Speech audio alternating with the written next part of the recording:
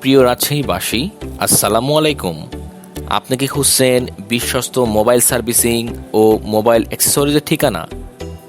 তাহলে চলে আসুন আমাদের শোরুম রোহিত টেলিকম।